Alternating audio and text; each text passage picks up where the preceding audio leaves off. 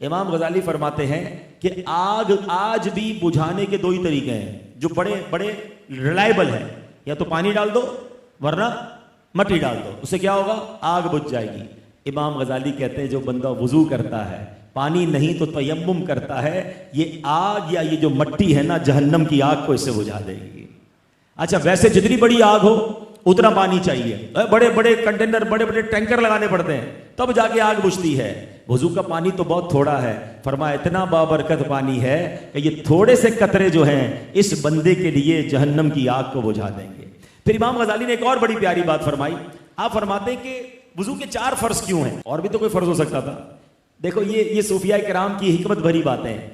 इमाम गजाली फरमाते 4 अजाब हैं, वुजू के फर्ज कितने हैं, 4 हैं। गोया रहमत इलाही पुकार रही है, ऐ मेरे बंदों वुजू में चेहरा धोया करो, कयामत के दिन चेहरा सिया नहीं होगा, तुम्हारा चेहरा चमकेगा। फरमाया अपने हाथ धोया करो, तुम्हारा नामा अमाल उल्टे हाथ में नहीं तुम्हारे सीधे हाथ में दिया जाएगा।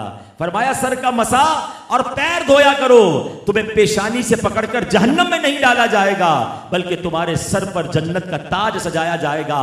पैर धोया करो, तुम्हारे पैरों में जहन्नम की बेड़ियां नहीं पड़ेंगी, तो पुल सिरात पर तुम्हारे पैर डगमगाएंगे नहीं, बल्कि पुल सिरात से तुम आसानी से जन्नत में दाखिल हो जाओ।